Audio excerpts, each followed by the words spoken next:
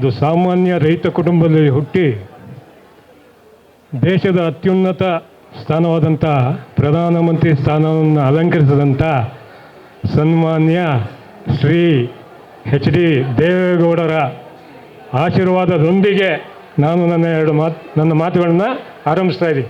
ನನ್ನ ರಾಜಕೀಯ ಜೀವನದಲ್ಲಿ ಇಲ್ಲಿ ಒಂದು ಮುಖ್ಯವಾದ ವಿಷಯ ಏನಂದರೆ, ಆಮೇಲೆ ಮುಖ್ಯವಾಗಿ ವೇದಿಕೆಯಲ್ಲಿ ಹೆಸರಾಗಿರ್ತಕ್ಕಂಥ ನಮ್ಮ ತಿಪ್ಪೇಸ್ವಾಮಿಯವರು, ಹಿರಿಯರಾದ ತಿಪ್ಪೇಸ್ವಾಮಿಯವರು ಹಾಗೂ ಗ್ರೇಟರ್ ಬೆಂಗಳೂರು ಪ್ರಾಧಿಕಾರ ಅಧ್ಯಕ್ಷರಾದಂತಹ ಸನ್ಮಾನ್ಯ ಶ್ರೀ ರಮೇಶ್ ಗೌಡರು ಹಾಗೂ ನಮ್ಮ ಅಧ್ಯಕ್ಷರಾದಂತಹ ಎಚ್ ಸಿ ಕೃಷ್ಣರವರು ಕಾರ್ಯಕ್ರಮ ಸ್ವಾಗತ ಕೋರ್ತಾ ಈಗ MLC ಶರವಣ ಅವರು ಎಲ್ಲರ ಹೆಸರಿಗೂ ನನಗೆ ಗೊತ್ತಿಲ್ಲದೆ ಇರೋದ್ರಿಂದ ಕ್ಷಮೆಯೊಂದಿಗೆ ಎಲ್ಲರನ್ನೂ ಸ್ವಾಗತ ಕೋರ್ತಾ ಹಾಗೂ ನಮ್ಮ ಮುಂದೆ ಇರ್ತಕ್ಕಂಥ ನಿಮಗೂ ಸ್ವಾಗತವನ್ನು ಕೋರ್ತಾ ನನಗೆ ಒಂದು ಪ್ರಶ್ನೆ ಕೇಳಿದ್ರು. ನೀವು ರಾಜಕೀಯಕ್ಕೆ ಬರೋರಲ್ಲ, ಯಾಕೆ ಈಗ ಬಂದಿದ್ದಾರೆ ರಾಜಕೀಯ ಅಂತ. ಅದಕ್ಕೆ ಒಂದು ಮುಖ್ಯವಾದ ಕಾರಣ, ನನಗೆ ಉತ್ತರ ಏನು ಕೊಡಬೇಕಂತ ಗೊತ್ತಾಗಲಿಲ್ಲ.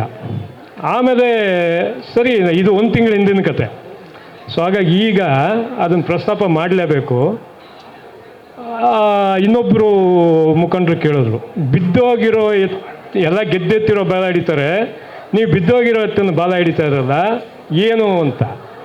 ಸೊ ಅದಕ್ಕೆ ಉತ್ತರ ನಾನು ಇಲ್ಲಿ ಅಂತ ತಿಳ್ಕೊಳ್ತೀನಿ. ಈಗ ಮುಂದಕ್ಕೆ ಆ ಉತ್ತರ ನಿಮ್ಮ ಹತ್ರ ಇರುತ್ತೆ, ನಾನು ಉತ್ತರಿಸ್ಬೇಕಾಗಿಲ್ಲ. JDS ಬಿದ್ದೋಗಿದೆ ಅಂತ ಹೇಳಿ ನನಗೆ ಒಂದು ಮನಸ್ಸಲ್ಲಿ ಒಂದು ಆತಂಕ ಆಯಿತು. ಏನು ಈ ಪಕ್ಷನ ಇಷ್ಟೊಂದು ಈ JDS ಇಲ್ಲ ಅನ್ನೋ ರೀತಿಯಲ್ಲಿ ಮಾತಾಡಿದ್ರೆ, ಅದಕ್ಕೆ ಈ ಕಾರ್ಯಕ್ರಮದ ಮುಖಾಂತರ ಉತ್ತರ ಕೊಡೋಣ, ಅಷ್ಟೇ ನನ್ನ ಉದ್ದೇಶ. ಈಗ ಮತ್ತೆ ನನ್ನ ಕಾರ್ಯಕರ್ತರಲ್ಲಿ ಸಂಘಟನೆ ಮಾಡೋ ಶಕ್ತಿನ ನಮ್ಮ ಮುಖಂಡರಾದಂಥ ಎಲ್ಲರೂ ಸಹಕಾರದಿಂದ ನಾನಿನ್ನು ಮುಂದೆ ಕಾರ್ಯಕರ್ತರ ಶಕ್ತಿ ತುಂಬ ಪ್ರಯತ್ನ ಮಾಡ್ತೀನಿ. ಹಾಗೂ ಒಂದು ಪಕ್ಷಕ್ಕೆ ನಾಯಕರು ಭಾಳ ಮುಖ್ಯ ಆಗ್ತಾರೆ, ಮತ್ತು ಆ ಪಕ್ಷಕ್ಕೆ ನಾಯಕರಿಗೆ ಕಾರ್ಯಕರ್ತರು ಭಾಳ ಮುಖ್ಯ ಆಗ್ತಾರೆ, ಮತ್ತು ಕಾರ್ಯಕರ್ತರು ಪಕ್ಷ ನಾಯಕರಿಗೆ ಮತದಾರ ತುಂಬ ಮುಖ್ಯ ಆಗ್ತೀರ ನೀವು. ಆದ್ದರಿಂದ ಈ ಒಂದು ಸಂದರ್ಭದಲ್ಲಿ ನನ್ನ ವಿನಂತಿ, ಯಾರು ಕೂಡ ಆತಂಕ ಪಡೋ ಅಗತ್ಯ ಇಲ್ಲ.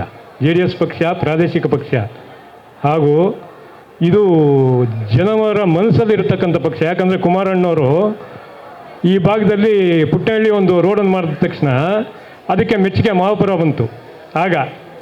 ಆದರೆ ಅದಕ್ಕೆ ಅದು ಓಟ್ಗಳಾಗಿ ಪರಿವರ್ತನೆ ಆಗಿಲ್ಲ. ಸೊ ಇದಕ್ಕೆ ನನ್ನ ಒಂದು ವಿನಂತಿ ಏನಂದರೆ, ಇನ್ನು ಮುಂದೆ ನಮ್ಮ ನಾಯಕರ ಸಹಕಾರದೊಂದಿಗೆ ನಾವು ಪಕ್ಷ ಮುನ್ನಡೆಸೋದಕ್ಕೆ ಒಗ್ಗಟ್ಟಿನಿಂದ, ಈ ಎಲ್ಲ ನಾಯಕರ ಒಗ್ಗಟ್ಟಿನೊಂದಿಗೆ ನಾವು ಪಕ್ಷನ ಮುನ್ನಡೆಸ್ತೀವಿ.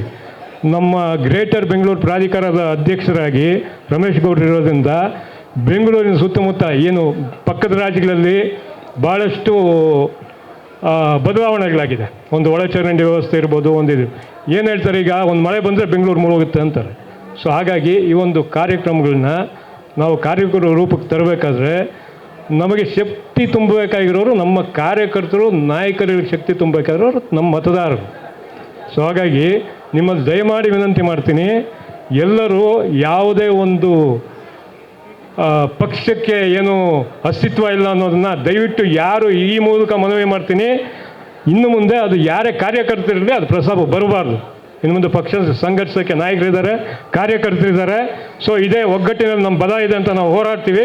ಇನ್ನು ಮುಂದೆ ನಾವು ಎಲ್ಲ ನಮ್ಮ ಪಕ್ಷನ ಮುನ್ನಡೆಸ್ತೀವಿ ಅಂತ ಭರವಸೆ ಕೊಡ್ತಾ ತಮ್ಮೆಲ್ಲರ ಮುಖಾಂತರ ಈ ವೇದಿಕೆಯಲ್ಲಿ ನನಗೆ ಮಾತಾಡೋದಕ್ಕೆ ಅವಕಾಶ ಮಾಡ್ಕೊತ ಎಲ್ಲ ಮುಖಂಡರಿಗೂ ನನ್ನ ವಂದನೆಗಳು ತಿಳಿಸ್ತಾ, ಮತ್ತು ಈ ಕಾರ್ಯಕ್ರಮಕ್ಕೆ ಆಗಮಿಸಿದಂಥ ತಮ್ಮೆಲ್ಲರಿಗೂ ನೀವೇ ಮುಂದಿನ ನಮ್ಮ ಕಾರ್ಯಕ್ರಮಗಳಿಗೆ ಬೆಂಬಲ, ಸ್ಫೂರ್ತಿ, ಪ್ರೀತಿ ತುಂಬಿ ನಾವು ಇನ್ನೂ ಹೆಚ್ಚಿನ ಕಾರ್ಯಕ್ರಮ ಆಯೋಜನೆ ಮಾಡೋದಕ್ಕೆ ಶಕ್ತಿನೇ ನೀವಾಗಿರ್ತೀರ.